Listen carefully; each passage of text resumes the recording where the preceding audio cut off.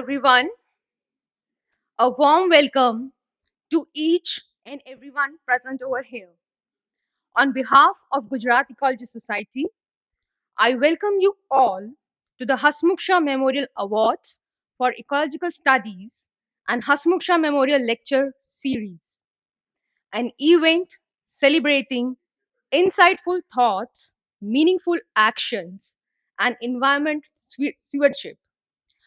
I now kindly request our chairman, Shri Samir Parekh, to accompany our chief guest, Shri Deepak Mehta sir, chairman and managing director, Deepak Nitrite Group, to the dais. Thank you, sir. To formally open the proceedings, I invite Shri Samir Parekh sir to deliver the welcome address. Over to you, sir. All right. Probably you can see me, right? We could not see others, but yeah, I think we need to take care of this. Oh, yes, it is there. Okay. Good afternoon and very warm welcome.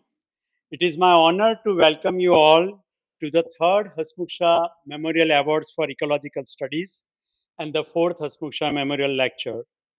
This occasion is not merely ceremonial, but deeply reflect the values that define our institution, the Gujarat Ecology Society.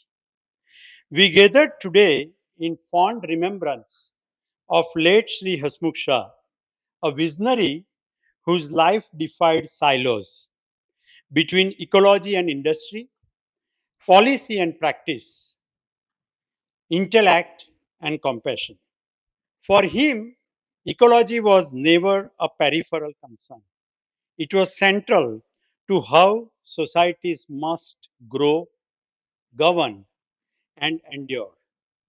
The Hasmukh Memorial Awards were instituted in the same spirit to recognize young researchers and seasoned practitioners who not only advance ecological knowledge but also work amidst realities marked by complexities and uncertainties. The diversity of projects represented this year, from marine ecosystems to forest regeneration, from climate modeling to community led restoration, signals something very, very powerful. The future of ecological thinking in India is rigorous, plural, and grounded. I extend my most profound appreciation to our eminent jury, and they are sitting here in the hall, drawn from various domains of science, conservation practice, governance, forest research, desert, and marine ecology, for the intellectual care and integrity with which they evaluated the submissions. They traveled from all over India: Mumbai, Delhi, Bhuj, Ahmedabad, and other locations. They spared their valuable time for our shared cause, safeguarding the credibility of these awards and honoring the seriousness of the work being recognized. This evening also marks the fourth edition of annual Hasmukh Shah Memorial Lecture Series, which over the years has hosted voices that challenge us to think differently about sustainability, not as a jargon, but as a civilizational question. Today, we are privileged to continue that tradition. I warmly welcome our chief guest, Sri Deepak Bhai Mehta, whose leadership bridges industry and national development with remarkable clarity of purpose, Deepak Bhai. His actions, Deepak Bhai's actions, speak louder than words. The Deepak Foundation, one of the largest philanthropic and community build-up organizations in our nation, is patronized and nurtured by the Deepak Group, which has been making significant impact across various environmental and ecological spaces. To all finalists, scholars, partners, and supporters, your presence affirm that ecology in India is not a marginal discourse, but a living, evolving commitment. On behalf of Gujarat Ecology Society, I welcome you all and invite you to engage deeply with the ideas, conversations, and recognitions this evening offers. Thank you. For setting the context for the evening. This year, we have received 112 applications from all over the country. A pre screening committee of the established experts evaluated each application based on four criteria, which is impact, innovation, sustainability, and scalability. From these, 26 candidates were shortlisted and invited to present their work in January 2026. To felicitate them, I invite Shri Deepak Mehta, sir, to present the certificates. I now call upon all the shortlisted candidates to kindly come on stage and receive their certificates. I would like to call upon Amir Khan to come and receive the certificates.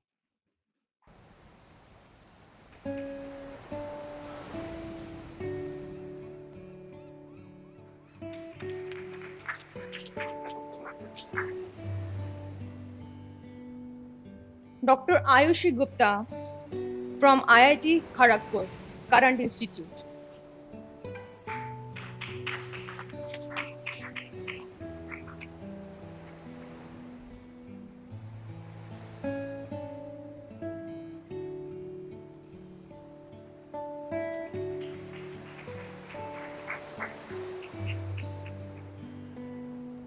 Hina Chauhan from the Ministry of Environment and Forest.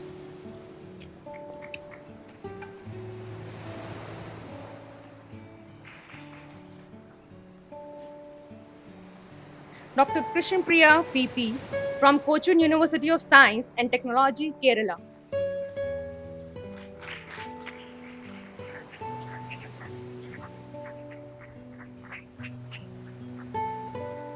Lingeshwaram PK from Toffel 77 Foundation.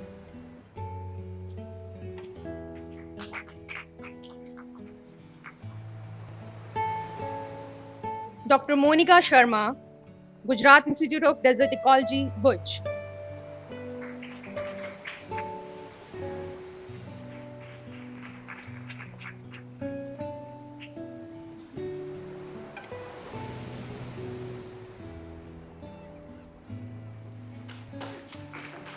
Dr. Nobin Raja M, Ashoka Trust for Research in Ecology and Environment, Bangalore.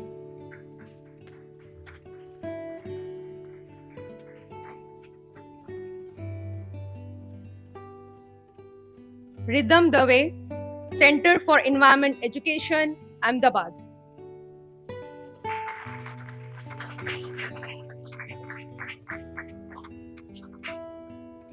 Ridham is not with us present today. Sakti Patnayak, Behrampur University, Odisha.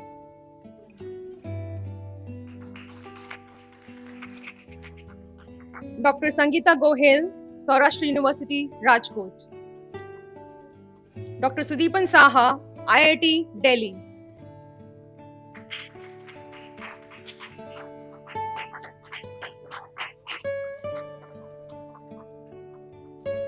Dr. Swati Udayraj, Indian Institute of Science, Tirupati.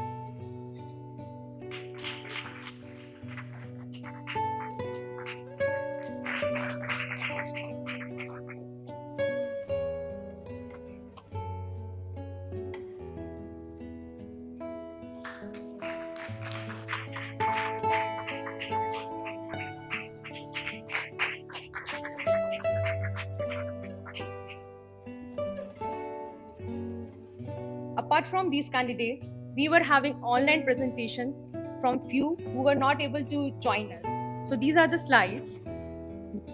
Dr. Radhavan D, Dr. Samraj Sen Gupta, Dr. Swapnali Gole. These were the candidates from the research category. Now, I would like to call upon the candidates from the practitioners category to please come and collect the certificates. Baiju H from Annamalai University, Tamil Nadu. Haridasan V from International Airport Limited, Bangalore.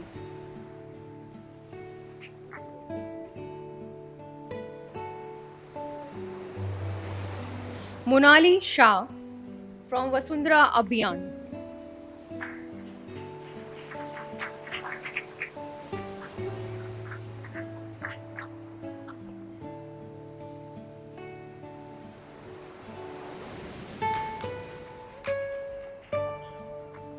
Shubha Kulkarni from Jeevti Nadi Living River Foundation, Pune.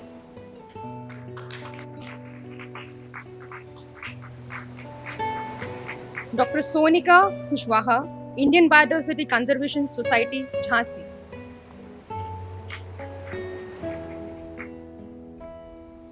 Also in the practitioners category, we were having the candidates who couldn't join us today, but these are the persons who presented their work.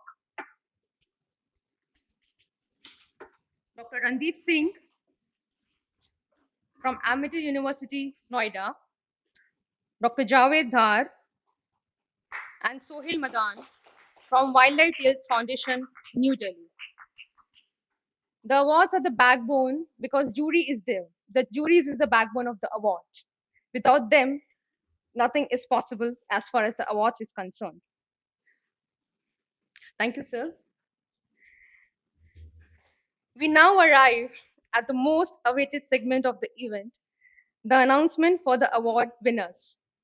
I request our esteemed jury members to please join us on the stage, as well as the trustee. Anjana ma'am, Dr. Gitanjali Deshmukh, Dr. Vijay Kumar, Dr. Anjali Bahuguna. I also invite the trustees of GES to please join us stage. Dr. Datta, Madam Var, sir, please join us on the stage. Hasmukh Shah Memorial Awards are given in two categories, the researchers and the practitioners category. The award consists of three prizes, one main award of INR 2 lakh rupees and two consolation prize in each category. The total prize money is 5 lakh rupees. The awards are supported by Kachnad Trust, Srimati Neela Ben Shah, Alpna Parida, and Sri Amlan Shah. I also request the recipients of this year awards to be on the stage for the group photographs. So as soon as you receive the awards, please don't leave the stage. In recognition of the promising research, the Consolation Award, that is a jury recognition award under the practitioner categories, goes to Haridasan V from Airports, Bangalore International Airport. So please join us on stage.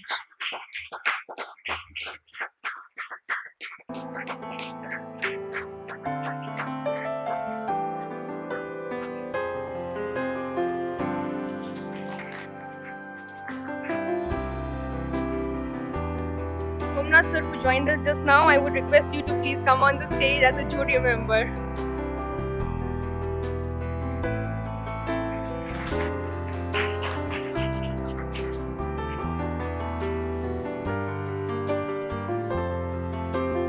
The second consolation prize under the practitioners category goes to Shubha Kulkarni from Jeevti Nadi Foundation.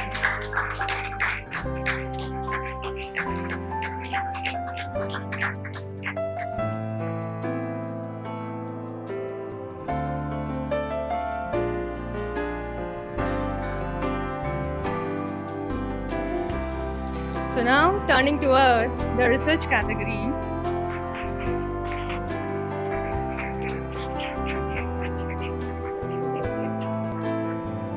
The jury recognition awards under the research category goes to Dr. Swati Udayraj from Indian Institute of Science. I invite the recipient to come on stage and receive the award from Deepak Mehta sir.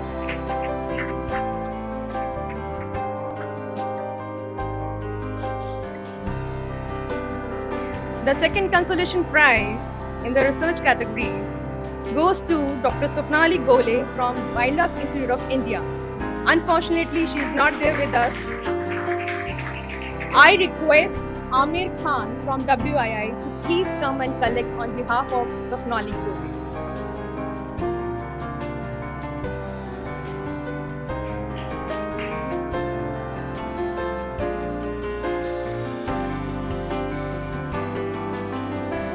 And now, the Hasmukh Shah Memorial Award for this year under the research category is presented to Nobin Raja from Airtree.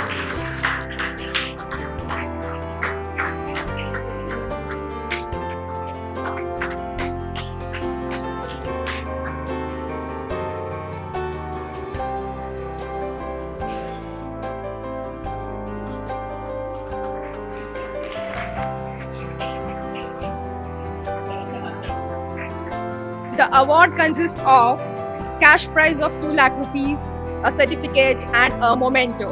So a huge round of applause.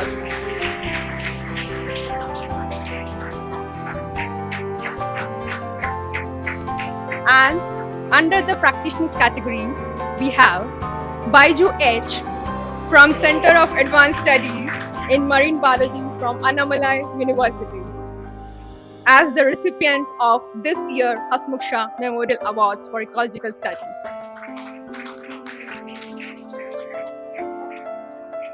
The award consists of INR 2 lakh rupees, a certificate, a memento.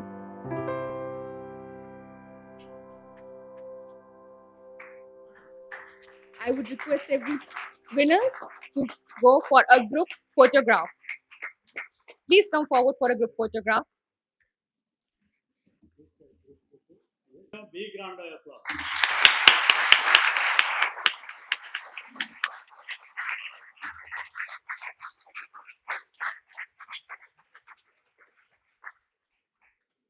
Congratulations to all the winners. A big round of gratitude to our jury members, our Kachna Trust, and everybody involved in this process. Thank you. I now invite Shri Deepak Mehta sir to please address the gathering. Respected organizers, eminent scholars, distinguished guests, and dear friends.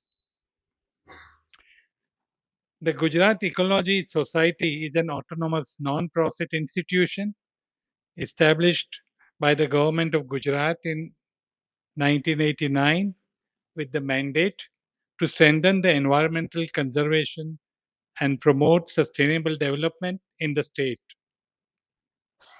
Over the years, GS has emerged as a trusted knowledge and implementation partner to government, industry, academia, and communities. Through its work in biodiversity, conservation, environmental impact assessment, climate change, coastal and wetland management, and capacity building, the society has played a significant role in integrating ecological considerations into development planning. Its science based research, policy support, and training programs have helped translate environmental intent into practical on ground action.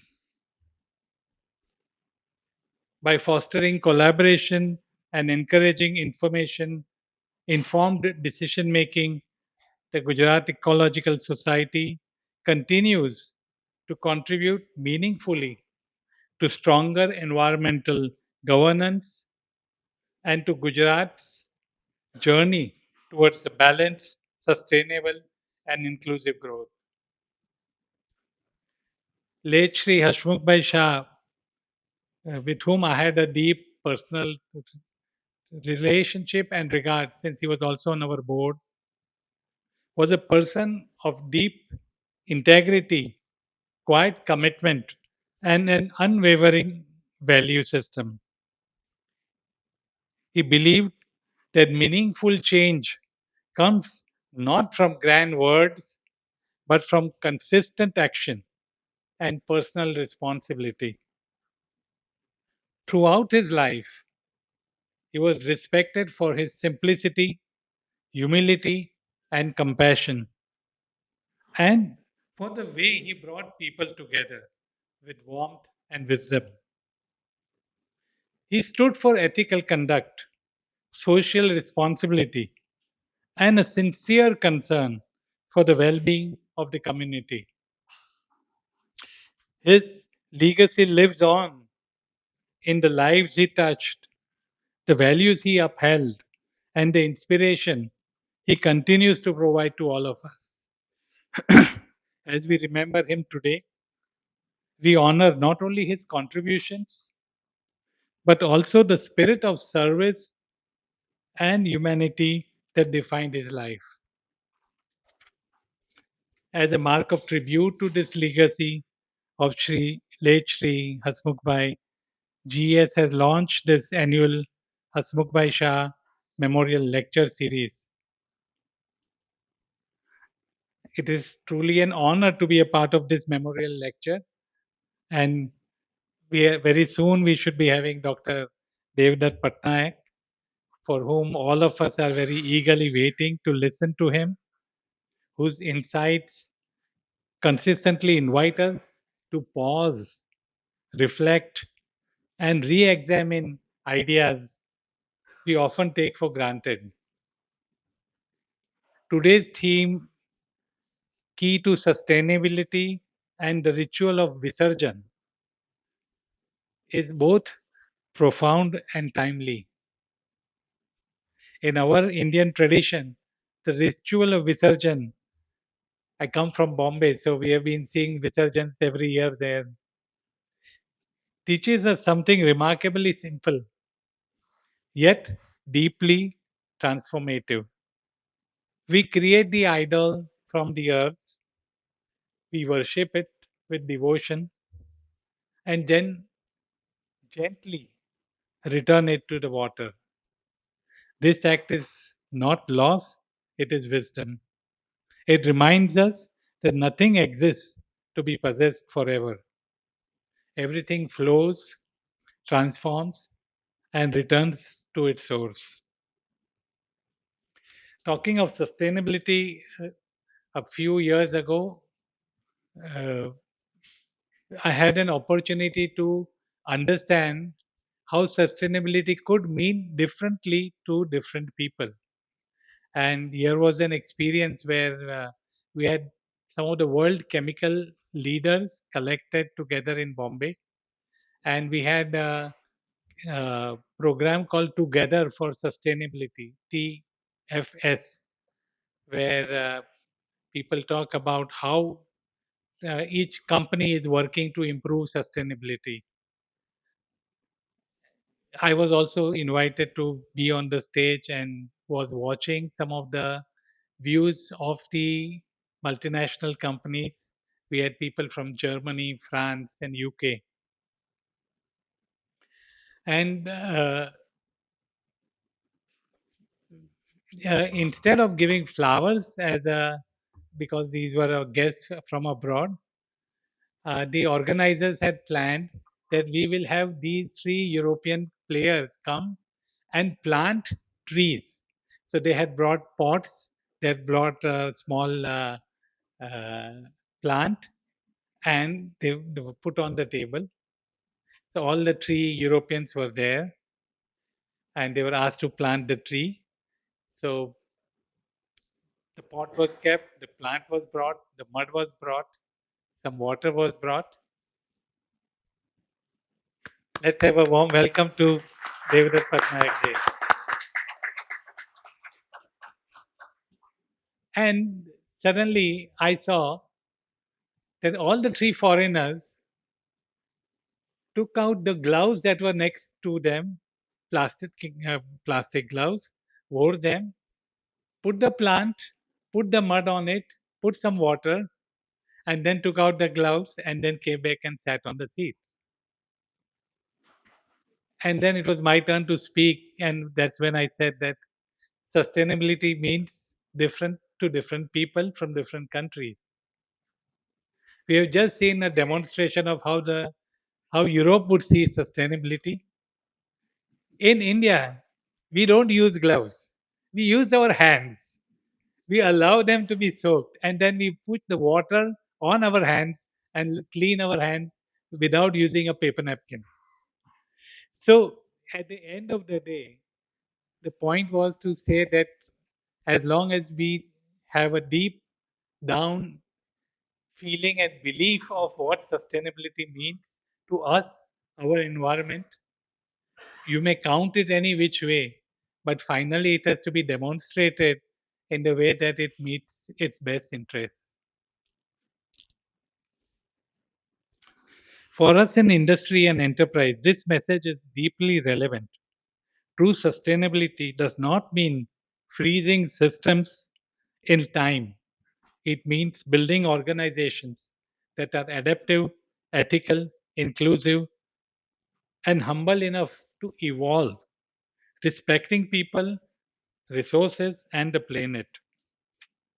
And in the chemical industry, we all talk about products which are like from cradle to grave. At Deepak, we strongly believe in the concept of cradle to cradle. End of one product should contribute to beginning of another. There should never be a waste that really becomes a burden to the ecology. Everything has to be converted to another value. I'm sure that conversations like today, that what we are going to hear, will help us move much more in doing sustainability to understanding sustainability. I look forward to Dr. Patnaik's reflections, and which I'm sure will leave us not only better informed, but to some extent inwardly transformed. Thank you for this opportunity, and I congratulate all the organizers for curating a theme that connects culture, philosophy, and future of humanity. I must say that when going through the awards and going through the participants for the awards, I was really deeply touched because in our day to day life, we become so materialistic following what really makes business sense.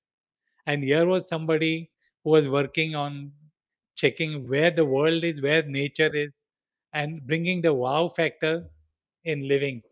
Thank you so much. All the best.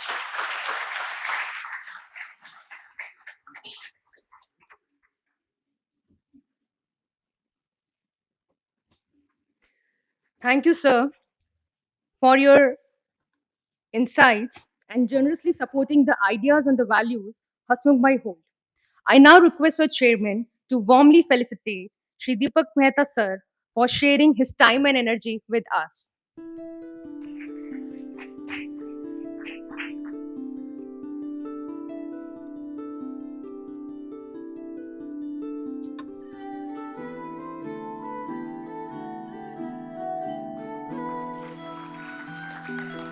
May the spirit of innovation and dedication be celebrated today, guided by leaders like Shri Mehta, inspire us all to take bold steps towards our environment.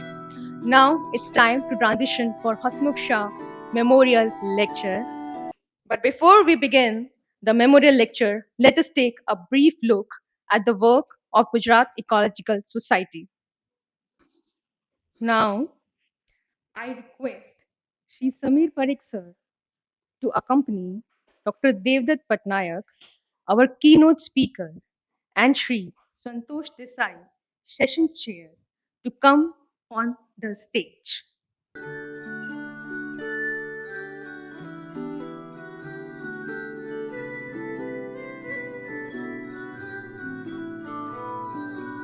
That was us contributing in a world. I request Shri Samir Parekh sir To accompany Dr. Devdutt Patnaik, our keynote speaker for the day, and Sri Santosh Desai, session chair, to please come on the stage. I request Sri Samir Parekh to felicitate Sri Devdutt Patnaik and Sri Santosh Desai for their gracious presence with us.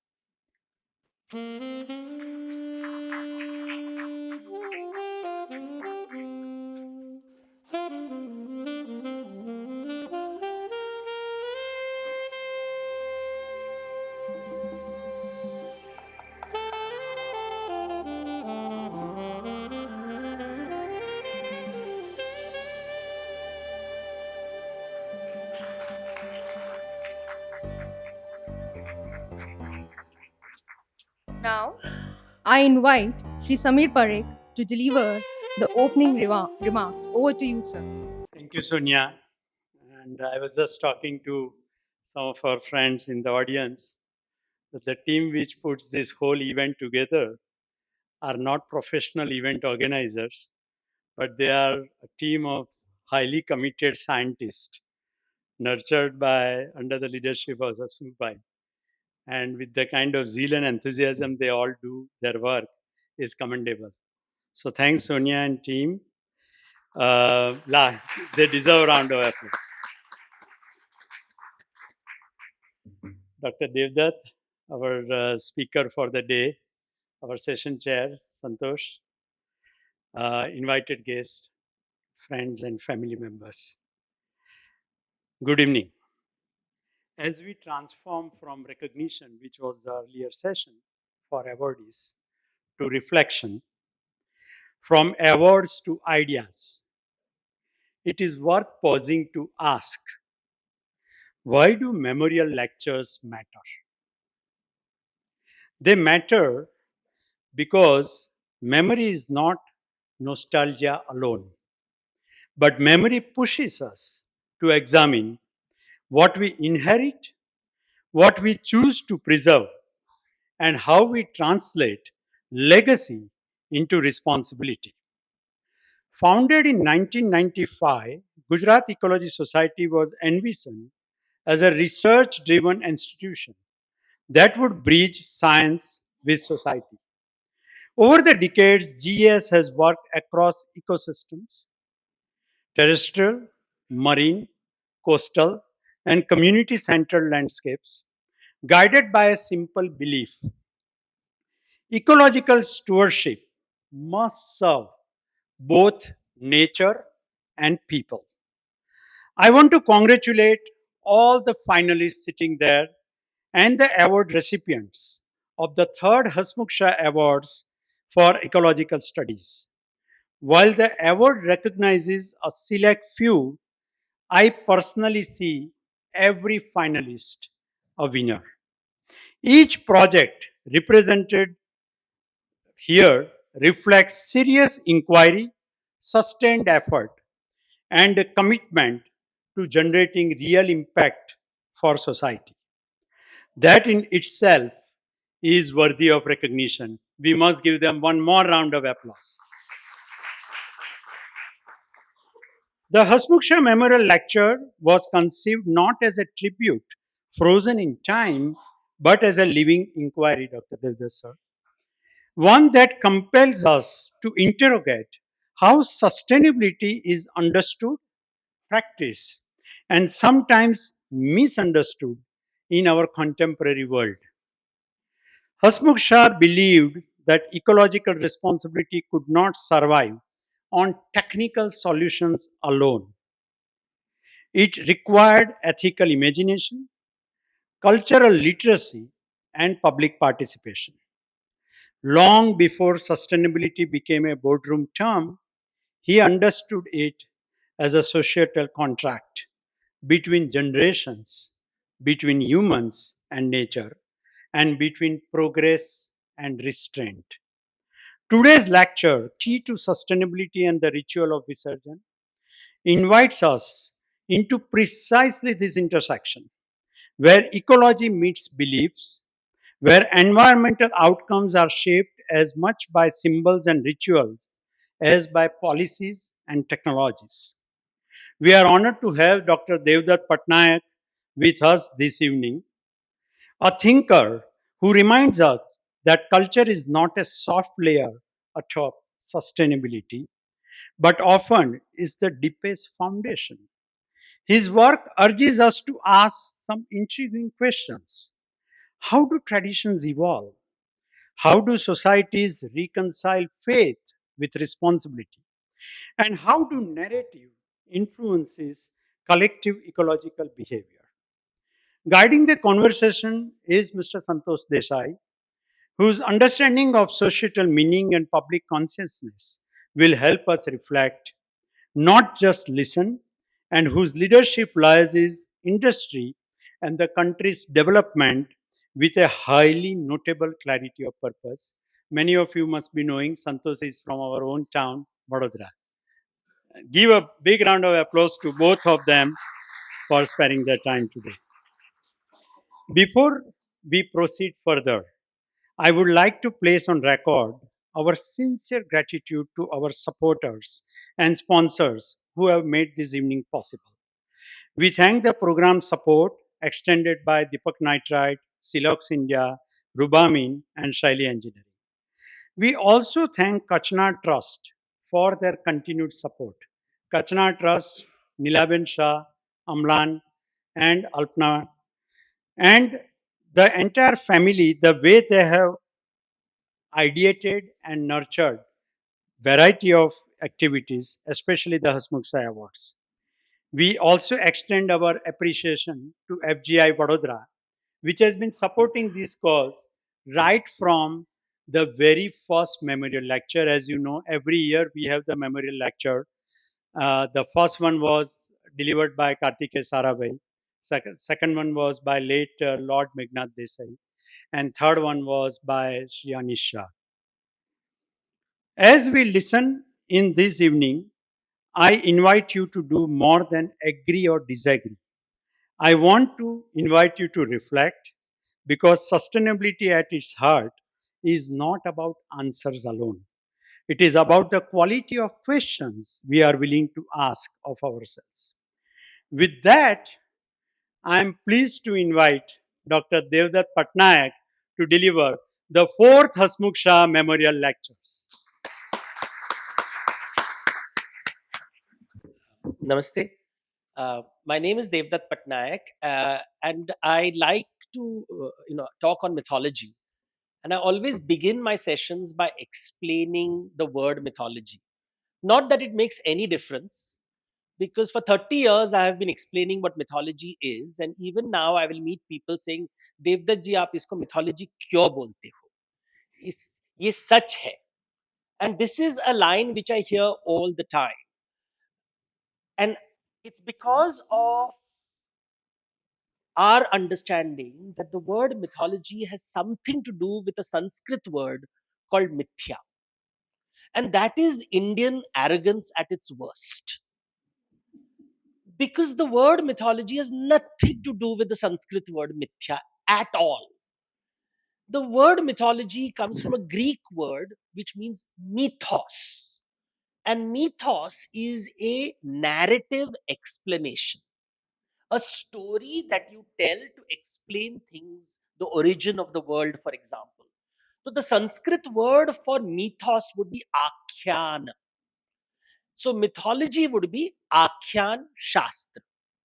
Now, I didn't invent the word. The word has always been around, or at least for the last 200 years. But Indians have taken it upon themselves that the British, in order to humiliate us, created this word called mythology based on mithya. To them, I always give a very famous line which has been attributed to Shankaracharya, who says, Jagat Mithya Brahma Satyam. So I look at people and say, if you are not Brahma, you are probably in Mithya. So please listen to my conversation. The word mythology and storytelling is a very powerful technique in which you try to communicate things which are extremely difficult to measure. We spoke about scientists today, and science as the technology has emerged in the last 2, 3, 400 years. And what science brings to the table is measurement.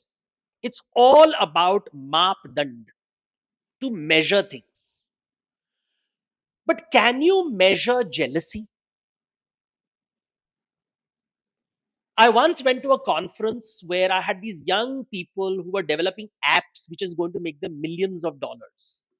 And of course, I was told, give us a problem that cannot be solved, because a big problem, we'll find the solution and of course become super rich. And it was in Bangalore, and I had these best minds of the country sitting over there, eager minds. And I asked them, let's develop an app that will measure jealousy, Irsha. So that when I walk into the room, I know who is more jealous of me and why. And we'll have a jealousy index, JI, so that I will know that whether my new dress has evoked jealousy, because that is the purpose of wearing a new dress. We don't use the word jealousy, we use the word glamour. But glamour is basically the desire to make people jealous. Right? I'm a glamorous person, which means everybody is jealous of me. And that is what we aspire to be. कितनी glamorous है वो? मतलब उसको देख के मुझ में ईर्ष्या आती है. I want to be that. But you cannot measure jealousy. If you cannot measure jealousy, you really think you can make the world a better place? So when people tell that science is going to change the world, I say there are many things in this world that science cannot measure and therefore cannot regulate. You cannot measure jealousy, you cannot measure hatred, you cannot measure anger, you can't measure any emotion. If you can't measure these emotions, how do you regulate them? And what is the motivation or the driving principle of our lives? It is these emotions. From childhood, our parents tell us that the neighbor's kid is smarter than us. Because parents believe that through jealousy, they will motivate us to be better human beings. All we achieve is hating that person who could be our friend. We call it being driven. And this is how the world functions. Right now, every leader in the world is jealous of Mr. Trump, because he is one of the most powerful people in the world who can do anything and get away with it. Imagine what billionaires of India are feeling right now. This is how ancient India came up with the concept of Narad Muni. He would come to your house and tell you how brilliant you are, but not as lucky as Trump. कोई qualification नहीं है sir, लेकिन देखो हड़प लेता है सब कुछ नहीं कर सकते हो आप. And all potential Trumps are feeling small and miserable in their private jets. And you think you have an unhappy life? Jealousy is something we do not talk about because we cannot measure it. In the world of science, we forgot all the things you cannot measure. There is a very famous story of Akbar and Birbal, where one day Akbar and Birbal are traveling in Agra and they see a person looking for his lost ring under a lamppost. After much effort, they realize there is no ring around. And finally, Birbal asks the man, so where exactly did you lose the ring? And he says, there in the darkness. So if it is in the darkness, why are we searching for it over here? And the man looks at him and said, you fool, the light is over here. I have to search where the light is. And that is how science is looked upon. We look at things which are measurable and forget things which are not measurable. A society is built with both the measurable and the non measurable. Both matter. In Sanskrit, the word for measurement is sagun. ये सगुण है. And what is not measurable is called nirgun. It has no form, therefore I cannot measure it. Sagun, nirgun.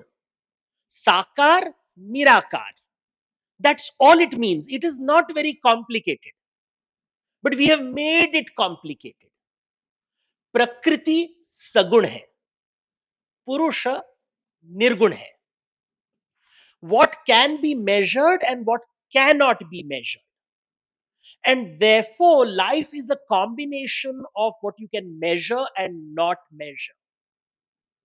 When boys and girls go to shadi.com, they see measurable things: height, weight, education, family background.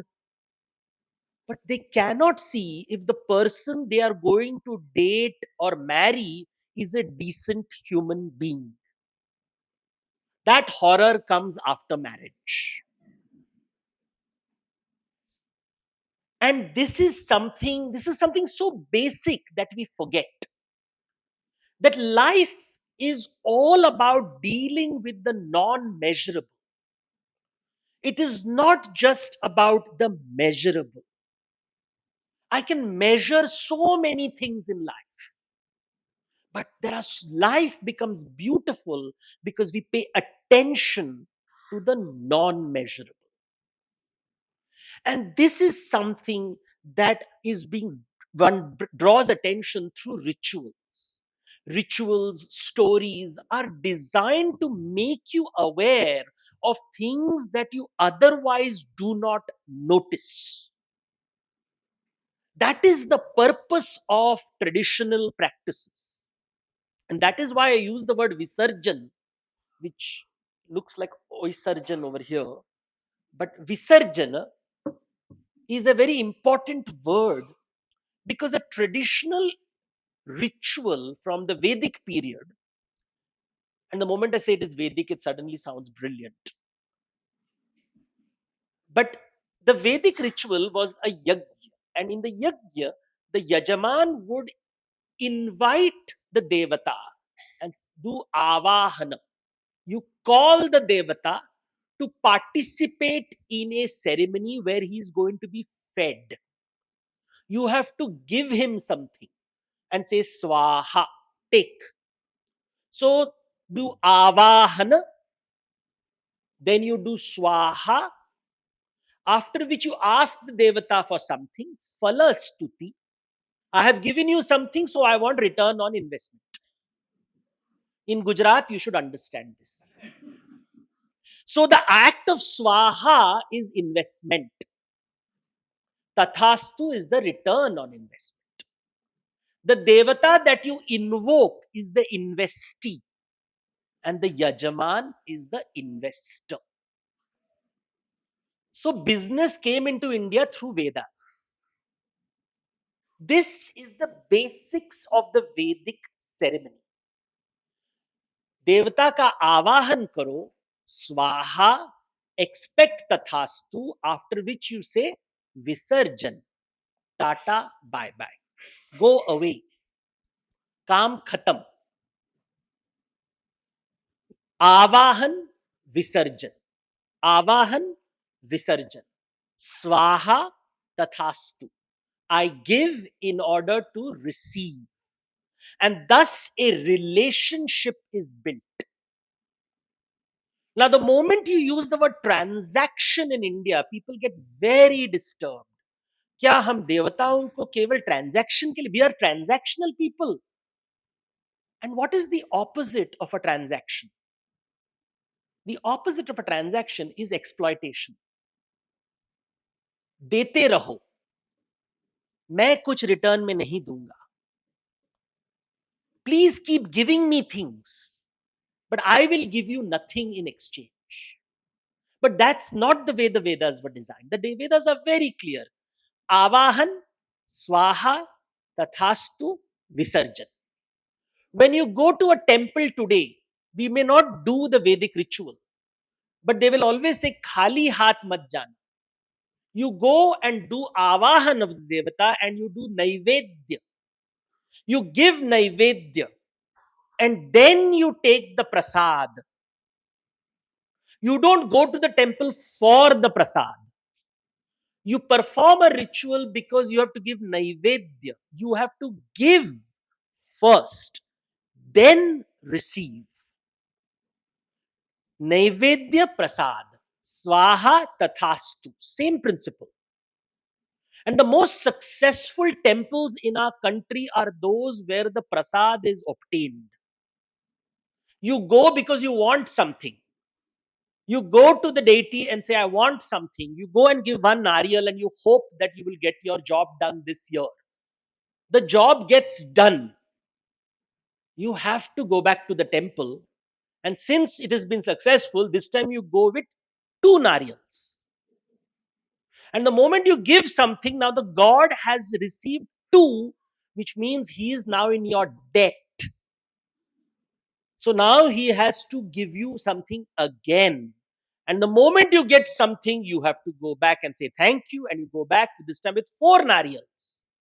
In business, this is called a repeat order. So you go back to the temple again and again and again because yahan ichha purti hoti hai. Have you heard of ichha purti devatas? So this is how brands are built. And when your neighbor says, I have a problem in the house, what do you say? Go to that temple. Your wishes will be fulfilled. It's called referral. So repeat order and referral is foundational to Indian society. It's just that we don't use this language. Because spiritual. Somehow spiritual has nothing to do with the material world. धंधा का दुनिया और देवताओं का दुनिया बहुत अलग होता है. Who made this difference? Because the foundational thought here is the idea of rin, debt. Everything is in debt. You take something, every time you consume something, you are in debt. And you have to repay the debt. So you consume something, you are in debt. And now you have to give something back in order to get out of debt. The act of consumption creates debt because you have taken something from someone else. Now you have to give it back. Otherwise, आप ऋण में रहोगे. और अगर ऋण में रहोगे, then you will be trapped in the wheel of rebirths. Because you cannot escape the wheel of rebirths till you repay your debt. So now you have the concept of samsara. So why do I consume? I consume because I'm hungry. मुझे भूख लगती है. All living organisms are hungry. That is what separates the living world from the non-living world. Every living organism is hungry. Every plant is hungry. Every animal is hungry. Why do plants have leaves and roots? Because they are hungry. They're seeking sunlight. They're seeking water. Why do animals have jaws and claws? Because they are hungry. They want to eat something. They're constantly consuming, but they are also getting consumed. A plant is eaten by a herbivorous animal. An animal is eaten by a carnivorous animal. And therefore, the eater gets eaten and the debt is repaid. And this is how nature functions. It is there everywhere. You consume and get consumed. You give and you receive. And this act of exchange is part of ritual and is part of nature. Prakriti mein, every plant which consumes sunlight and water gives something else in exchange. It gives a fruit, it gives a flower, it gives some leaves. It is to be consumed. Human beings are very special. We want to consume, but we don't want to be consumed. I want to eat. मुझे भोगी बनना है, लेकिन मैं भोग नहीं बनूंगा. I will eat, but I will not be eaten. And that breaks the cycle of nature. Because nature is saying, ऋण से मुक्त जब तक नहीं होगे, तुम्हें संसार में रहना पड़ेगा. The act of consumption is violent because you kill something. The book which you have received is called the Bakasur Trap. The Bakasur is something that we have heard of as children. But Bakasur is only, the word Bakasur is a apabhransh of Bhakshasura, जिसको भूख लगती है. He is always hungry. He is not a bad person. He is what in the corporate world is called an ambitious person. He wants more and more and more because that is what he has been told. You have to keep growing. You have to keep consuming because it's a consumption economy. तो वो भूखा है बेचारा. आपने उसको असुर बना दिया. That's your judgment. He eats and he eats and he eats and he eats and he keeps eating. He eats the food that you serve him. He eats the plates. He eats the utensils. He also eats the person serving the food. Then he goes into the kitchen and eats the chef. Because he is hungry. जो भूखा है उसको खाना देना अच्छा है ना. So we have decided that Bakasur is a bad person, and the story will be told typically in Cartoon Network that Bheem goes and beats him up and kills him, and world becomes a better place. But world doesn't become a better place because Bheem is also hungry. And the Mahabharata describes Bheem as Vikrodara, wolf-bellied. The moment he eats something, he digests it instantly. And therefore, he is hungry all the time. He always looks hungry because he digests food all the time.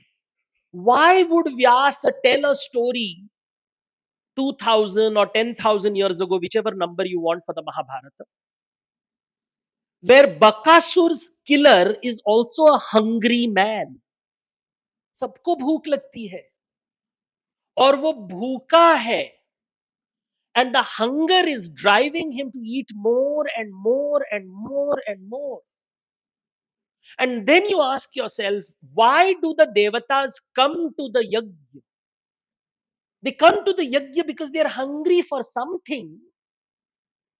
Otherwise, why? What is the motivation of coming to a yajna? You do आवाहन, आओ यहाँ पे, हम आपको 56 भोग देंगे. वो भोग के लिए आए हैं. But the gods, they say, have no bodies. In the Vedic period, they say they have no bodies. So why would they come? They said, no, no, they don't need food. They need prashansa, praise. The Rig Veda is the book of praise. It is full of poetry that praises the devatas. You are so wonderful. You are so powerful. You are so great. Don't you feel good when someone praises you? Every time we put a post on Instagram and you get the like, doesn't it give you joy? The more likes you have, the trending topic, because suddenly you feel alive because you are receiving attention. Bhog is not sagun always. It's not just food that we consume, it is also attention. मेरे तरफ देखो. सो जब हम मंदिर जाते हैं तो दर्शन करते हैं, दर्शन मात्रे ही कामना पूर्ति. I come to see you. How many times have you felt invisible in life, where nobody looks at you and nobody cares for you, and you yearn for people to look at you and give you attention? Let me tell you a character in the Mahabharata who's like this. His name is Duryodhana. Duryodhan's father is blind and his mother is blindfolded. Father cannot see him. Mother refuses to see him. What happens to a child who is invisible? If you are not seen, what kind of hunger? What are you craving for? What are you yearning for? You want attention. You are insecure. You are frightened that nobody cares for you. And there you have another Bakasur born.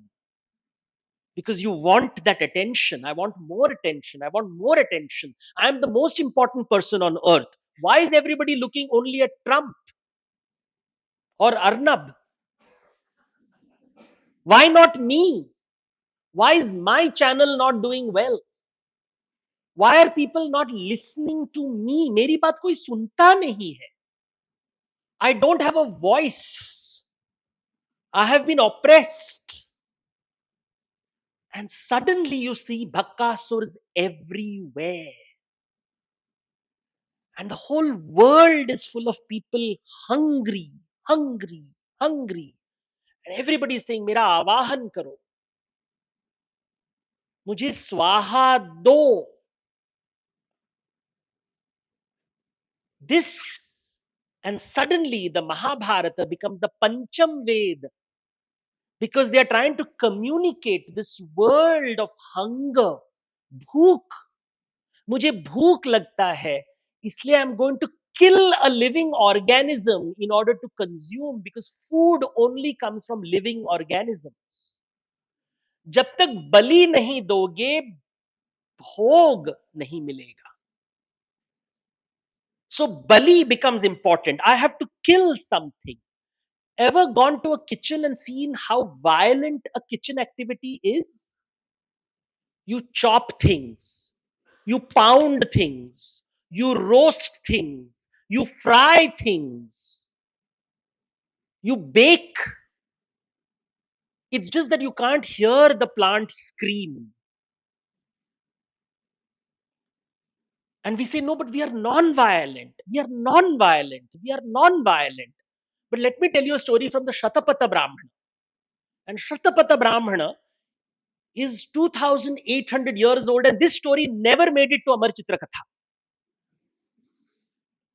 And Shatapatha Brahmana talks of a young boy who has a dream. It's a very complex dream.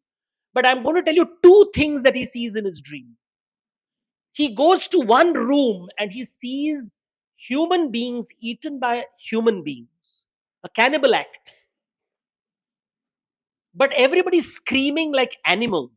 Somebody's screaming like a goat, someone like a buffalo, someone like a rooster. All kinds of animal sounds are coming in the room. He goes to the second room and he sees humans eating humans. Only here, everybody's shouting, but no sound is coming out. And the boy comes back to his father and says, I saw this dream. What does this dream mean? And the father says, every time you eat something, in your next life, that which you eat will eat you. And what you saw is people who consumed being consumed. And in the room that you saw people screaming like animals, they were people who ate animals. If you ate a buffalo, you will scream like a buffalo. If you eat a goat, you will scream like a goat. And he says, but father, the other room, there was no sound. They opened their mouth and no sound came out. And he says, oh, they were the vegetarians. They ate the cereals. the pulses, the vegetables, the fruits, the leafy vegetables, the root vegetables, the stem vegetables, which don't scream. So they don't scream. Bhog is Bali. There is no escape. There is no escape from this world. So he looks at his father and says, Father, then how do I escape? Because how will I live? I have to eat. If I don't eat, how will I survive? मुझे भोग चाहिए तो बलि तो देना ही पड़ेगा. And the father says, Yajna karo, yajna karo, yajna karo. Now that doesn't, he says, what does yajna mean? He says, give food to others before the other feeds you. Yajna. In yajna, you do swaha and then get tathastu. This, again, the Shatapatha Brahmana explains the origin of the yajna. One day, Brahma calls all his children to eat. And when he puts the food in front of them and asks them to eat, he says there is one condition. You can eat, but you can't bend your elbow. So you can eat, but you cannot bend your elbow. And one group of children says, this is nonsense. You invite us for a meal, a feast, a banquet. You serve great food, which is so flavorsome. And then you make this rule, and we can't eat. We will not eat the food. So Brahma says, you will be the rocks. The rocks. Because rocks don't eat, you will become rocks. One group of children says, okay, we'll bend our head and lick the food from the plate. And says, you will be the animals and the trees which go towards food and pick it up. But a third group of children pick up the food and offer it to the person in front of them. And they serve it to the other in the hope that they will get something in return. There is no guarantee. Swaha, falastuti, maybe tathastu. And this is how the yajna began. And this is exactly what Krishna says in the Bhagavad Gita. Phal ki chinta mat karo. We are the only culture where God doesn't give guarantees. There is no guarantee. फल की चिंता मत करो. स्वाहा पे control है, तथास्तु का गारंटी नहीं है. क्योंकि तुम्हारा बैलेंस शीट तुम्हें दिखाई नहीं देता है. When you feed me, are you repaying a debt? Or are you investing? How do you know? When you feed someone, let's say I feed my child, am I repaying a debt of a past life? Or I am putting him in debt so that when I grow old, he will take care of me? How do you know? How do you know? Rin is the concept by which India runs. The word papa and punya has been translated as right and wrong because we confuse. This is where mythology plays a role. Because the word papa is translated in Amar Chitra Katha as unrighteous wrong action and punya as righteous good action. But that's not the meaning of the word papa and punya. Papa is actions where you go into debt because you have consumed something. Punya is an act which generates credit because you have given something. So debit, credit, debit, credit. Liya, diya, lekha, jokha, double entry. This is the model which was there. Now, what happens if you are only pap, consume, consume, consume, consume, hoard, hoard, hoard, hoard, hoard? You have so much of baggage that you start going into debt trap and you're trapped in debt, and that is how Naraka is created. And the more you give credit, credit, credit, credit, we all know what happens to the money lender, right? He becomes extremely powerful and rises to Swarga.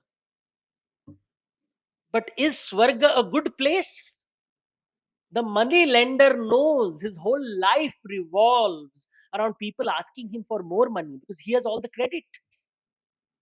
And therefore, the Devatas in Swarga are always fighting wars. देवासुर संग्राम, सभी भूखे लोग हैं, कितना चाहिए और चाहिए और चाहिए और चाहिए.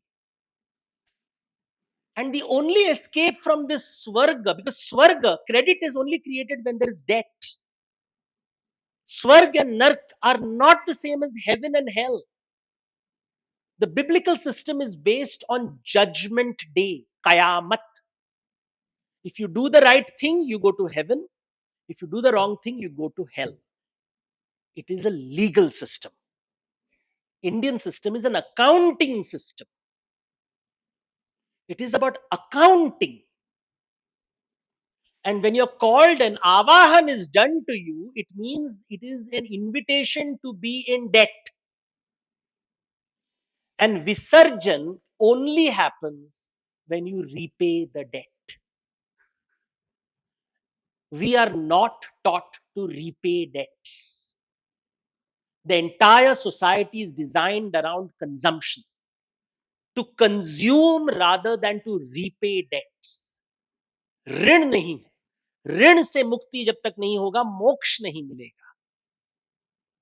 But nobody, we use words like corporate social responsibility. These big words. But ऋण, when you do a yajna, there is pancha yajna they tell you to do. You have to feed yourself. You have to feed your family. You have to feed those who fed you. You have to feed your ancestors. And you have to feed the livestock that takes care of you. Pancha yajna. तो अपने लिए खाना, family के लिए खाना, पूर्वजों के लिए खाना, जिनसे आपने ऋण लिया है उनको repaying the debt, and the livestock which generates your food. Very simple ritual which is constantly reminding you of rid, debt, debit, credit, the cycle of life. And we are not taught this because it is a ritual they've done. Now, is it real? Is it false? But it is something that we see the world around us, because all we see people around us consuming, consuming, consuming, consuming, more and more consumption. We admire people who hoard wealth. We admire people who transform forests into zoos. We are jealous of them because we want to be like them. They are glamorous people because their faces are propped up with Botox. That has become aspirational, not repaying debt. We do not see the rich as being in debt. But the king of Swarga is called Indra. And there is not a single temple to Indra anywhere in India. He is venerated in the Buddhist scriptures, in the Jain scriptures, in the Hindu scriptures, but not one temple for him. Why? Swarga is such a wonderful place, such a glamorous place. The Apsaras are dancing, the Gandharvas are singing, the Kalpataru is there, which is wish-fulfilling tree, wish-fulfilling cow, Kamadhenu, Nandan Kanan, the garden of delights. Everything that you desire is there in Swarga. He is living the most glamorous life, and yet not one temple in his honor. He is not part of a Forbes list. He is not part of Fortune 500. You are told, don't be jealous of him. उसके लिए ही नरक का निर्माण हुआ है. Because Swarga creates Narak. And therefore, another heaven is constantly described. In Jains, it is called Siddhalaya. In Buddhists, it is called Buddha Kshetra. Hindus make things complicated. So we have Kailasa Parbat and Vaikuntha. To explain the difference, you'll have to call me for another lecture.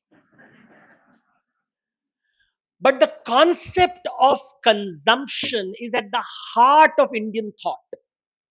When I hear Gurujis use words like Paramatma, Jivatma, and they don't discuss Bhog and Rin, I know they have not studied the scriptures. Because Vedanta does not exist unless you perform yajna. It is Vedanta, not Vedarambha. Vedarambha begins with Avahana, Swaha, Tathastu, Visarjan. And unless you do yajna again and again and again and again, you are not allowed to study Vedanta. Without Karma Kanda, there is no Jnana Kanda. Any conversation on Paramatma, Jivatma, Advaita, Dvaita, which does not talk of the body, which is consumed, bhoga, vilasa, you have missing the point. Because body is consumed. The sun is consumed by plants. Otherwise, the sun has no value. The only reason the sun has value is because plants consume the sun. Water has no value because the plants absorb water, therefore the water has value. Plants have no value, but they have value because herbivorous animals eat them. Animals have no value, but carnivorous animals eat them. Who eats you? Who eats you? Who consumes you? If nobody consumes you, you are not repaying your debt. This idea of consumption in a cyclical format is how ecology is designed. And this is how the Mahabharata talks about it. Mahabharata is telling you wonderful little stories with Duryodhan, who is seeking attention, and Bhima, who is the middle child, not the eldest Yudhishthira who gets everything by doing nothing, not the glamorous Arjun who every woman loves. He's the middle child, Madhyama. And he's wondering, what is my value? And then his wife one day in the forest tells him that, you know what, I have this magical pot that gods have given me. It contains all the food that you want. Akshay Patra. Draupadi ki thali. And Draupadi has to feed. She says, whatever you want. You know, in the jungle, we couldn't get food, but now we can get all the food because I've got Akshay Patra. And Bhim is so excited that he's finally going to get good food. And so Draupadi serves him food. And the rule of the plate is very simple. Draupadi has been told that as long as you're serving food, it will be full of food. As soon as you eat it, as soon as तुमने खाना खाया, वो खाली हो जाएगा that day. And the next day, it will again produce food. So Draupadi would spend the whole day feeding everybody around her. She would feed people, whoever, the family, the guests, anybody who comes, she feeds, and she's the last person to eat.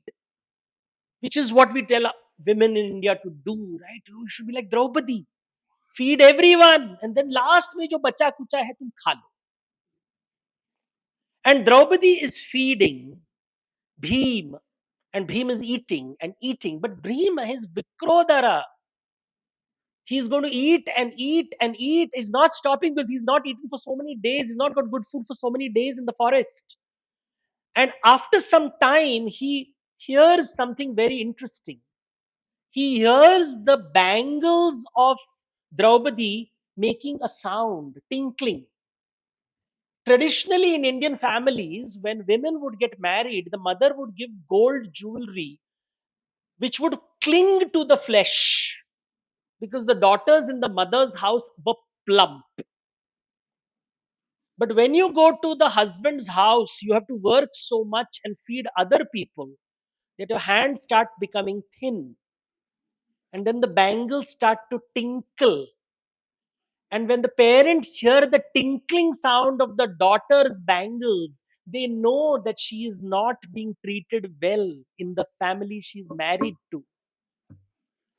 उसे खाना नहीं दे रहे हैं, उसे केवल खाना वो परोस रही है.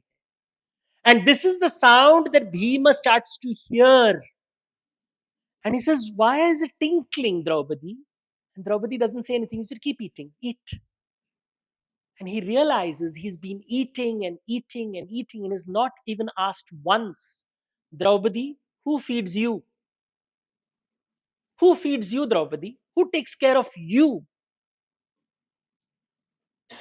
And this is doing darshan, to see the hunger of other people, to do avahana of the other person, and do swaha to the other person. And Bhim stops and says, this is not right.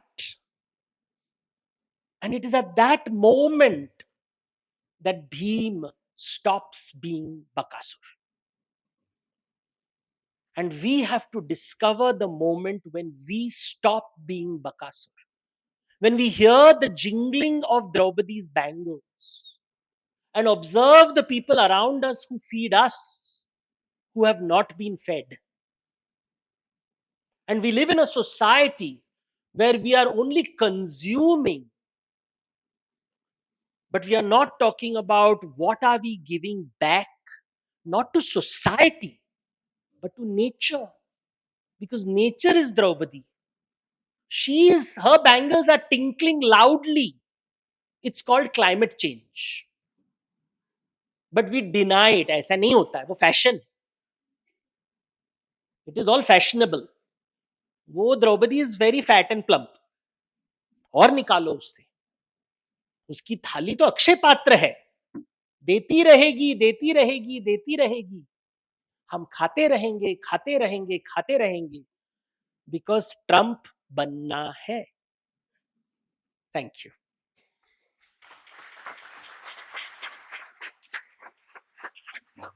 And as always, a fresh perspective, opening of the mind that takes place listening to you. So I have known Devdutt for the last 30 years. We've been friends, we've been colleagues also for a while, and we've had many sessions of what Bengalis call adda, which is long rambling conversations where we are discussing everything under the sun. And so I must thank all of you for the opportunity for me to have that conversation with you again. So, thank you for the opportunity. Tell me one thing that it always intrigued me, and somehow it has never figured in any of our earlier conversations. Why do we believe that wisdom rests, all wisdom that is worth knowing, all structural wisdom decided in a particular era in the past, and that no generation after that is capable of producing that wisdom? I mean, that was as presumably as ordinary a time as it is today. It just was another time period. So why does the past hold such a magical idea of unquestionable wisdom, given the fact that in other ways we believe the past was primitive, it was unsophisticated, and they didn't understand so many things. And yet, when it comes to the most important concepts in life, we go back to the past and look for answers there. And with this we do across civilizations. What is this mean? So, if you look at human needs, there are four types. One is a technological need. And a technological need, for example, in those days, they didn't have cell phones. Now we have cell phones. So I will not look at the past for knowledge of cell phones, although some people do. We are looking for nuclear weapons somewhere in the past. But technological knowledge keeps shifting over time. new and new technology comes, because and that is when we say primitive culture, modern culture, blah blah blah. But at a psychological level, human beings haven't changed. There is no psychological difference between someone who lived 10,000 years ago versus today. Heartbreak happened then, heartbreak happens now. You go to a small forest in India or some place in the middle of nowhere, wisdom will come in the day to day emotional, psychological matters. This does not go through a change. Just because psychology departments have emerged in the last 100 years, but human psychology, that is what storytelling is all about. It deals with human psychology. And what you're looking for in the past is not a technological knowledge, which is what the error people do, but you have to look at psychological knowledge. And I think perhaps because it's how old we're talking about Stone Age, Bronze Age, Iron Age, thousands and thousands of iterations of the story, refined. So the ritual which I'm discussing, a Visarjan and Avahan, although we call it Vedic times to create up, it could have been a very. Every society had this of giving it the kami. The Japanese have the kami rituals. The Chinese have the shamanic rituals. This idea of if you go to any Chinese temple, you'll see daruka bottle kept in front of the gods. You're giving things in order to get something. So there is a foundational psychological knowledge which I don't think changes over time. The error which we made in the 19th century is we just said that no knowledge from the past is valid. Everything is going to be now reconstructed ex nihilo, which is it is a Western way of thinking that there's nothing and there's something which is emerging. So in the beginning there was nothing and then kept God. This idea is not there in the rest of the world. The rest of the world is, to clarify, the technological knowledge is changing, but emotional jealousy, तब और jealousy अब कुछ है. मगर jealousy तब की जो presumed value है कि उन्हें समझ जो थी वो आज हमें समझ नहीं. तो हमें वहां जाना पड़ेगा और उनकी समझ, through their eyes we will understand ourselves better. Why? And so one answer is possibly the fact that it is the accumulated knowledge over time. So which means it is not just that era, but it has been shaped and it has been, so which to me feels like a compelling answer. But that's not our belief. Our belief is it was that time and it was a special time. And I just find that always a little interesting as to why we should believe. It's like those people who always talk about my childhood was wonderful. I don't want to become a child again. But this whole idea of, so there are two groups of people in the world. I call them the civilizational group and the activist group. The civilizational group always says the past was wonderful and we have to go back to the past. And the activist group is the past was horrifying and we have to go towards the future.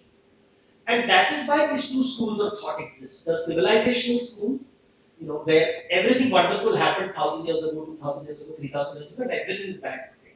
And there's another group which says everything horrific has happened in the past and we are marching towards the promised land.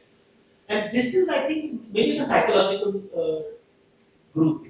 The Old Testament and the New Testament. One group which says that, Messiah will come, and the other which says the Messiah has already come.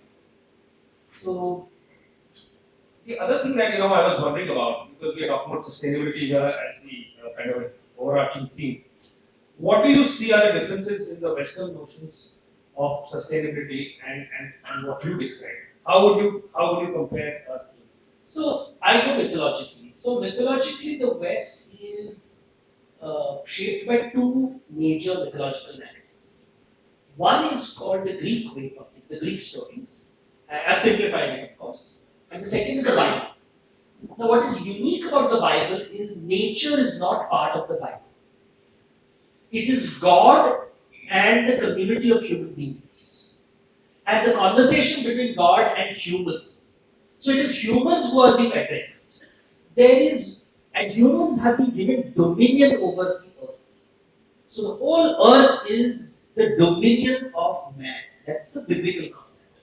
The Greeks looked at nature as chaos. The nature is terrible, terrifying, it's a monster which needs to be organized. It's called chaos counts. This whole idea of controlling order in nature. The idea of consequence, karma, is not there in the West. Of karma in its deepest form, not in the Guruji form that exists today in India. But Guruji found is that as long as you follow me and fund me, then there is no problem. All is well. But the traditional model is that karma hota hai. Whether you like it or not, good or bad, doesn't make a difference. Karma applies. So even Krishna will be cursed by God. He's going to be cursed. So when people say dharma sthapana, dharma, all these nowadays everybody talks about dharma, and I said, तो कृष्ण ने धर्म स्थापना की, बदले में मिला क्या? गांधारी का शाप, यादव वंश निर्वंश. So when people talk about the Somanath and all that, I said, वहां पे प्रभास तीर्थ में Krishna witnessed his entire family being wiped out. There is a message here that even if your actions are justified and rationalized and there is a logic for your reason, you cannot escape the consequences of violence. This idea does not exist in the West. It's just not there. It's like if I've done the right thing, so it's all about I have done the right thing. Indian thought is right or wrong, consequence hota hai. So consequences outside right and wrong. The whole idea of being, therefore the debate, you have this logical debate that it's like, if I argue well and I get the best lawyers in town, I will convince you, the Supreme Court, if it decides there is no climate change, there is no climate change. So you can have a lawyer very saying that pollution se problem थोड़ी ना होता है. If a judge agrees, it is the truth. But Indian philosophy says, judge जो भी बोलो doesn't make a difference. Nature doesn't care for the Supreme Court. Supreme Court is not supreme. So Indian thought is very aware of the wider perspective of nature, over which even God doesn't have control. This is an idea which doesn't, like the helpless God, that Krishna is cursed, Ram is cursed. These stories are not told in Amarchitra Katha. Because Amarchitra Katha decided that bachche cannot handle this. You have to tell them good stories, right stories. So you made your story Western by talking about right, wrong, good, bad, and did not talk about consequences. So now you have to talk about ecology. But you can't talk about ecology unless you talk about consequence. And there is a consequence to your actions. This is not, I mean, I can give it in every conference I see, every proceedings I see, they're saying, figure out a way to sustain the economy with me on top. I will still be the billionaire and I will still, it's like Davos where everybody, the maximum number of private jets arrive in a climate. I mean, that's the joke of the century, right? Sustainability is so long as I can maintain my private jet. That is not going to work. But maybe it can be because they, science. So let me ask a literal question. Which is the fact that there is the anxiety, let's say, about natural resources running out, about fossil fuels running out. So how does this wisdom help us? How do we deal with it in a literal sense? I mean, I understand the metaphorical sense, but in a literal sense, what does it mean? See, for the West, the model is स्वर्ग बचा रहेगा, बाकी लोग नरक में रहेंगे. अपनी बात करते हैं, हमारा क्या मॉडल होना चाहिए? The question is, we have moved so far ahead in terms of talking about consumption. We have not created a alternate model which mocks the people who are consuming. It's like, it's about understanding the cost of consumption. It's not part of our education system. We are always telling the whole, during Diwali there is pollution. It's very specific. We are not talking about how many children are willing to give up their cell phones. The cell phone is going to, and the artificial intelligence is going to charge so much of energy for which they need rare earth, which is why these wars are taking place. How many children are willing to give up their cell phone and Wi-Fi for the sake of the environment? They are not. We can look at the rich people and make fun of them and say they're living private jet here. But I cannot live without my cell phone. So the question is, we are now looking for a technological solution. That, hey, how do I bypass and trick the system, hack the system? What is hacking now? You want to hack nature. So now you have to hack, and that's why we look at scientists desperately. We find a way to destroy all the plastic. Because plastic till now is already polluted the oceans. Can we find a bacteria which eat plastic? Can we find an easier way to produce power which will, but I don't want to give up the luxury, the cost of consumption. So it's a path that we have always done. And there are climate change happens, and we start again. So it's not like climate change has not happened before. We know that it's going to happen. So I don't think there's a solution to this. We are doomed, basically, is what you're saying. Not really. Avasarpidi, uttasarpidi. Some people are doomed. But we are fine. Then we are fine. So let me just switch it a little bit. So, what are the kind of reactions that we encounter? Since now you've spoken at so many different places and so many different audiences. So when you what are the kind of the range of reactions that you get when you espouse this view? So I imagine some of them are quite interesting. The most common one is बहुत अच्छा है लेकिन ये theoretical है. It's the reality that reality is bakas. Because give me permission to be bakas. I've actually had people who they seek permission to be bakas. And I'm like, why are you asking my permission? So the point is, we don't think about these things. We don't reflect about these things. We are seeking technological solutions to our problems. While the scriptures are very clear, the problem is not technological. The solution, therefore, will never be technological. The problem is your own relationship with technology. And that's a private, personal journey. It will never be a collective journey. It cannot be. My right, and everything in Indian thought, everybody argues that Indian thought is not organizational, it's not institutional. It doesn't allow policy making. My speech won't allow you to create policies. But it will focus on your education system. And check how you are educated, how much time are you focusing on Sagun, how much are you focusing on Nirgun. You can't have one period as a moral science. And moral science is basically instructions. Do this, do this, do this, do this, do this. And a child will not reflect. That's not the age to reflect. They will mimic. And they will mimic. So that the problem is. So one question I will get is ये theoretical है. Second would be आप बच्चों के लिए क्यों नहीं लिखते? And I always say that my books are meant for parents to tell their children. It's parents' responsibility, not anybody else's responsibility. So this personal journey, Indian thought is not social. It is personal. It's very private. It's about one person. तुम और अपनी किताब बस स्वाध्याय है. There is no. They're trying to institutionalize it, but Indian thought doesn't get institutionalized. So one thought that occurred to me, and the question that occurred to me is that when you describe the young here, is philanthropy a form of young, or is it two purposes? I mean, how would you define the similarity and differences? No, philanthropy is a packaging of giving away things. Yajna is a very personal and private where you are enabling. See, it's not about giving back. It is enabling others to give back. So it is not just about I have taken and therefore I have given back. It is also about creating an ecosystem where everybody is getting out of nothing. This is the point. The point is how to create an ecosystem. It's called Uddhar. The word in Sanskrit is Uddhar, where you create an ecosystem. Everybody is looking. I always call Hanuman Chalisa. Hanuman is Sankat Mochan. So divine help desk. भगवान को बोल दो problem solve हो गया. We just outsource it. Infosys Hanuman Chalisa. That's it. But the point is, I don't want to be Hanuman. I don't want to solve other people's problems. I want Hanuman to be. I want my team of Hanumans. I don't want to be Hanuman. And I think the conversation in our scriptures is about our own personal transformation. How do we look at our life?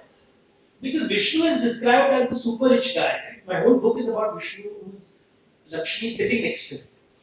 And it is about affluence and abundance. Indian thought is only about affluence and abundance. It's about how to be rich in a sustainable way. But that is Vishnu is Lakshmi Vallabha, the beloved of Lakshmi.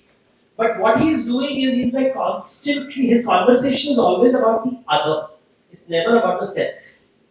Indra is not worshipped, Vishnu is worshipped. So these models have been created. There are solutions. But those are private, personal solutions. I cannot give a person, my book has a lot of these questions which are asked because it's an introspective journey of how we make our journey towards being the person who is attracting wealth and what's our relationship with wealth.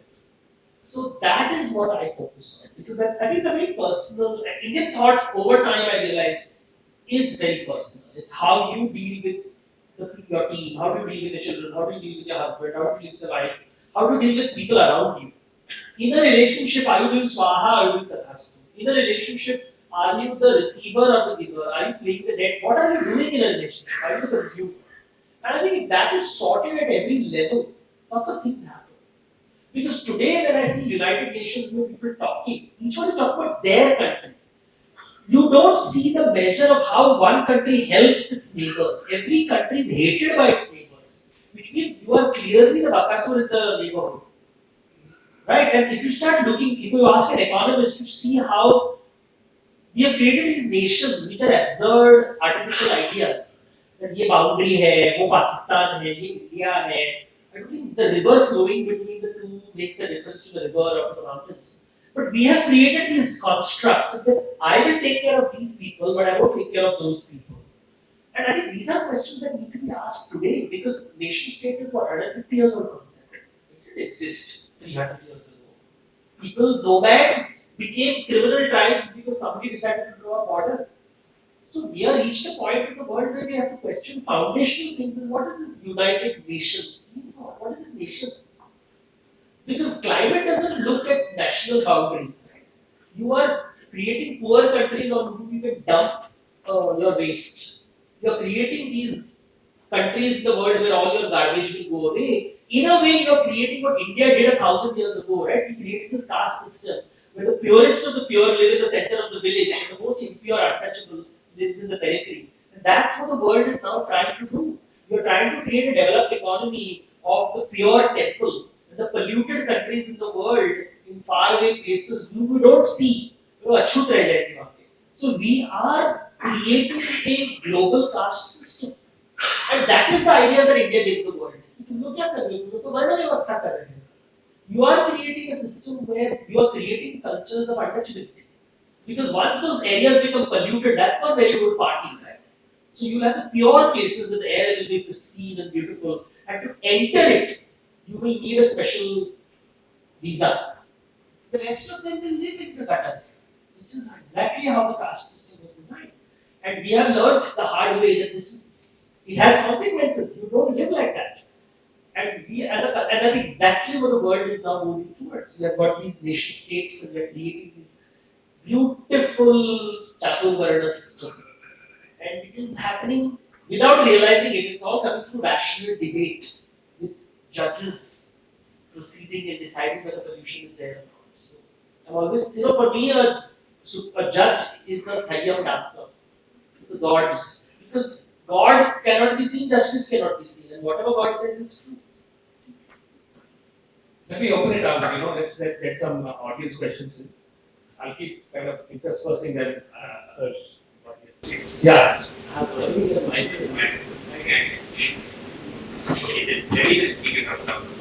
No, I think you will need a Like the others, they can't hear.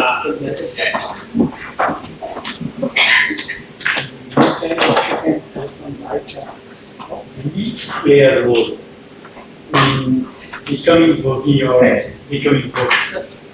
So, yeah, taking from the mythology whole concept, and if you're looking at what is Swarg, and which we say is heaven is what we all want to be in, if there is a Kalpavriksha there and there is a Kamdenu there, then why are we kind of saying that consumption is evil? When you have something which is going to keep on giving to you, and something that's going to keep every wish there. So you see, when you read the stories, are very clear that Kalpavriksha exists only for the Devas. So That's caste. that's me, right? My caste, family. घर के लिए ये मेरा Kalpavriksha is for my family. So my wealth is for my family. My prosperity is for my nation. Patriotism. My wealth, my Kalpataru is for my nation state, which creates Naraka outside. So the model is very clear that, I go to Ranakpur sometime, and if you ever go to Ranakpur, which is Jain temple, there are these Tirthankar statues right in front, and just at entrance there is this huge thing, this is वो Kalpataru. And the priest one day said, ज़्यादा rush वहाँ पे होता है. Under the Kalpataru, very few people come to do the darshan. So he was observing this. He said, ज़्यादा लोग वहीं पे खड़े होते हैं. So Kalpataru is all that I want to consume, but there is no cost of consumption. The cost of having a Kalpataru is there is a whole world of people who are starving. Was the concept incorrect? Well, as Santosh said that we always look at the old wisdom and say that was older. Was that wisdom? See, they didn't have Devdutt Patnaik there to clarify. Swarga is not Vaikuntha. People confuse the two words because of English. In English, we heard heaven and hell, and Amar Chitra Katha did not make the difference between paradise and heaven. So, Amar Chitra Katha decided that Vaikuntha, Kailas Parvat, and Swarga mean the same thing. And because we agreed that Uncle Pai knows best, we are stuck with those words. So, even today, Dharma is translated across texts as righteousness. Righteousness means halal. It doesn't mean dharma. To follow the law of God is righteousness. That's halal. That's not dharma. So the words have very beautiful meanings, but you have to step away from the paradigm that you're creating. So it's a language problem. That's a language problem. So when you use the word heaven, what does heaven mean? Biblical heaven has a very different meaning. Hindu heaven has a very different meaning. This, we just assume that heaven to heaven is. And that's the problem. We don't understand language well. We don't understand stories properly. That there is a very specific meaning. And I'll give you an example. Try to translate the word evil in an Indian language.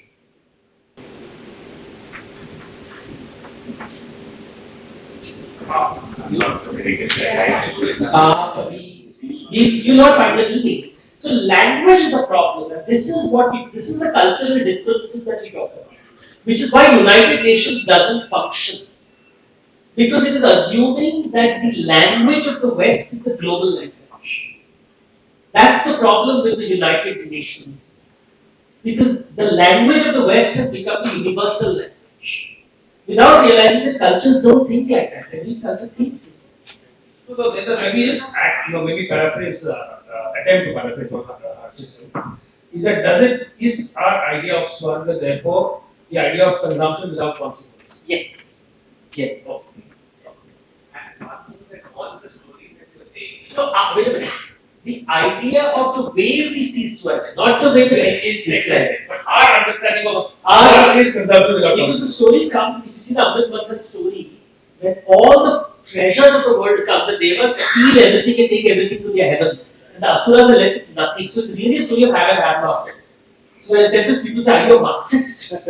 Because I'm saying our scriptures were Marxist. I said, no, they are just saying if you take everything, the rest of it, the world has nothing. It's just that. So that's the story.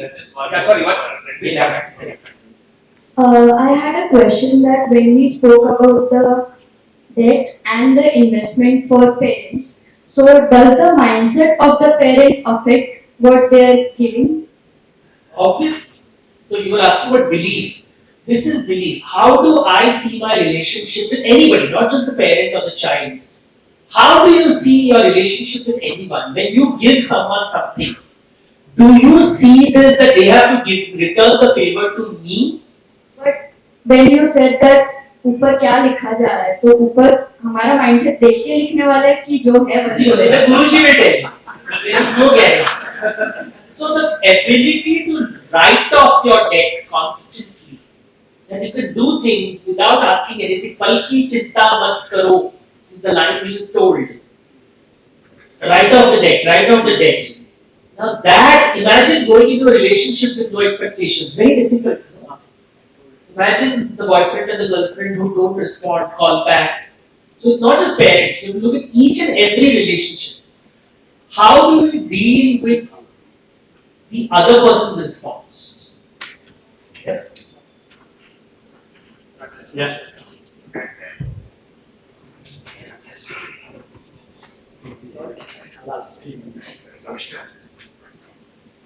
Namaskar. Hello नमस्कार मेरा नाम प्रेमनाथ है आपने बहुत अच्छी definition दी प्रकाश और और आपका जो भी अभिभाषण था कहीं ना कहीं हमारे सबके अंदर एक बकासुर है और शायद हमको बकासुर को खत्म करके एक नहीं करना चाहिए. But I remember you close your address by saying that don't become Trump. He's the biggest bakasu today. Everybody knows that. No question. But when you say Trump, don't become Trump. If you don't become Trump, he will kill you. So when you are killed, you can't do Yamna. So how do you face that situation? That is first. And during the conversation with Mr. Desai, you said even God was not saved after doing Yamna. Krishna, Lord Krishna was not saved. So these are the two situations which I would like you to answer. पहला तो अगर हम Trump नहीं बनेंगे तो Trump सबको खत्म कर देगा. So how will नहीं आप भी ट्रम्प बन सकते हैं. That is an option.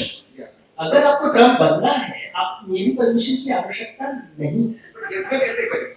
हाँ? यज्ञ कैसे करेंगे? नहीं करो. See, यज्ञ चल रहा है. It's only a यज्ञ when you are consuming and not giving back. यज्ञ चल रहा है.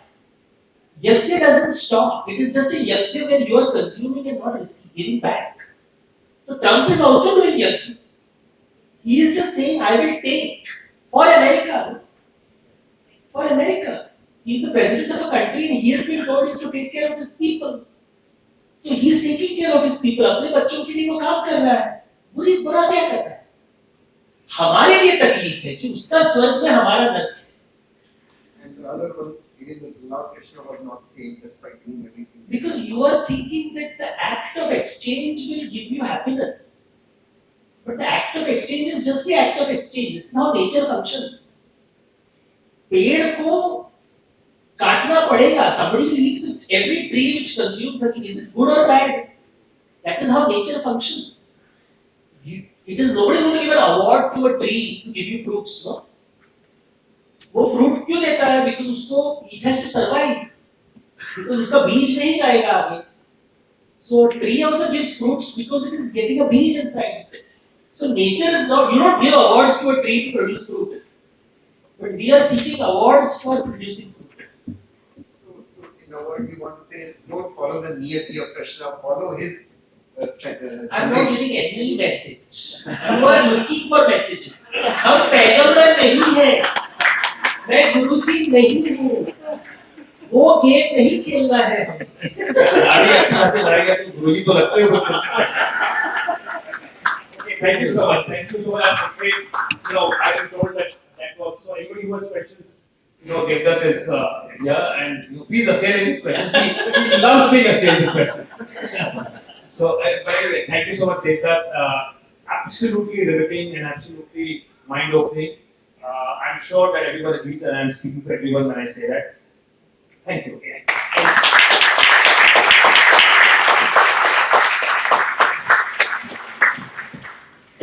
Thank you, sir. When Devdutt sir reveals the wisdom on our myths, beliefs, and ritual, and Santosh Desai sir anchors it in a lived culture, we don't just attend a lecture, we experience what the world is thinking about. Now, at this stage, we take a moment to honor and felicitate our sponsors whose generous effort make this event possible.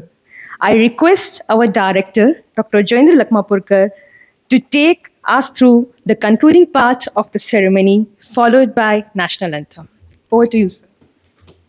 This evening would not have been possible without our sponsors, well-wishers, and support groups' general aid and contribution, and we are grateful for their association with Gujarat Ecology Society and the Hasmukh Shah Memorial Initiatives.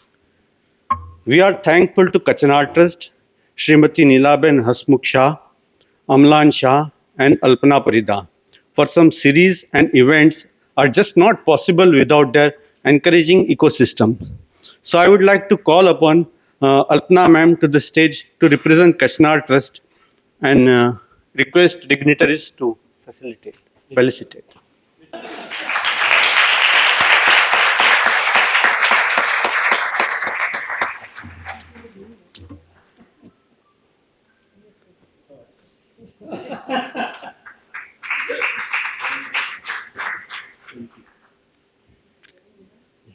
Now I request Deepak Mehta to kindly come on the stage. Sir, please.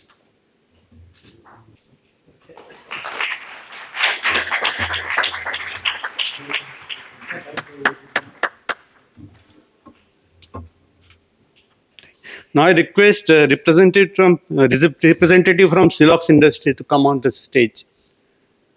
If anybody from Silox industry. Okay. Now I request Shri Atul Dalmia sir to kindly come onto the stage. Uh, is managing director from Rubamin Group, always supporting Gujarat Ecology Society for all the initiatives. Thank you so much, sir.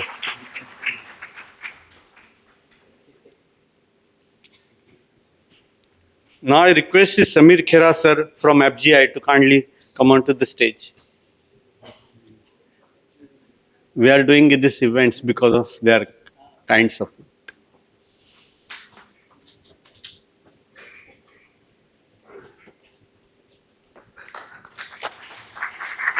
Thank you, sir. Thank you.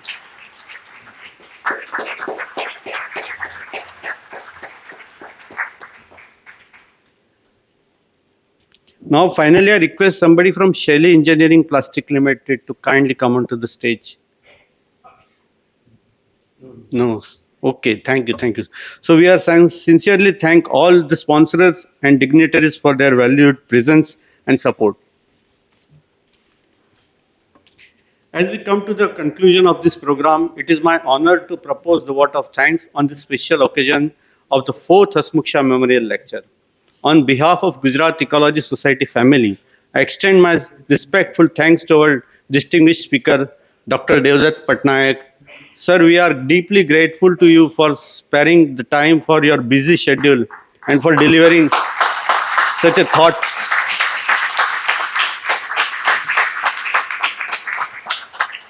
thought-provoking lecture on a crucial subject linking sustainability, lifestyle, and contemporary practices. Thank you for sharing your insights with us. Thank you, sir. I convey my sincere appreciation to Sri Santosh Desai for his valuable observation and thoughtful moderation. So your presence and perspective added the depth to the session.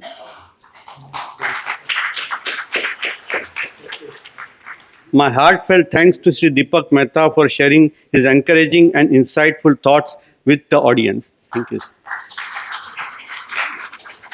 I express my gratitude to all the jury members for their time, expertise, and careful deliberation in selecting the awardees. Their contribution ensured the credibility and integrity of Hasmukh Shah Memorial Awards.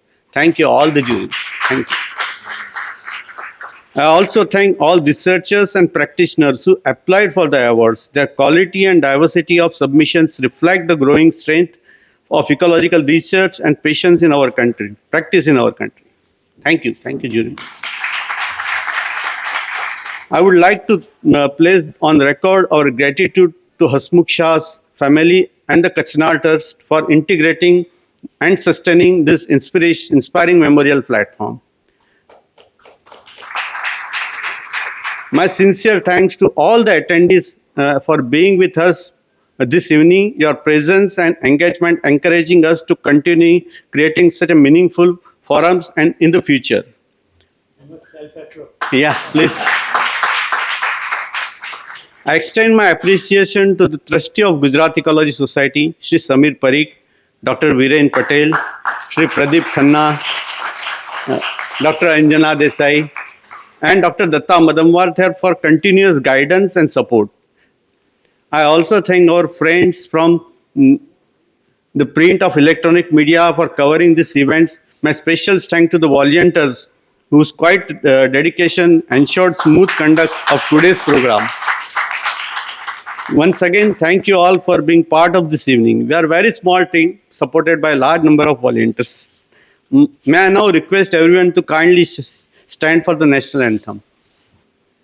Jana Gana मन अधिनायक जय हे भारत भाग्य विधाता पंजाब सिंध गुजरात मराठा द्राविड़ उत्कल बंगा विंध्य हिमाचल यमुना गंगा उच्छल जलधि तरंगा तव शुभ नामे जागे तव शुभ आशीष मागे गाहे तव जय गाथा जन गण मंगलदायक जय हे भारत भाग्य विधाता जय हे जय हे जय हे जय जय जय हे. There is a small announcement. ITs is there. We have created two arrangement for ITs. One is near cafeteria and other is at display center. So volunteers will guide. You can accordingly proceed. And please don't forget to take IT.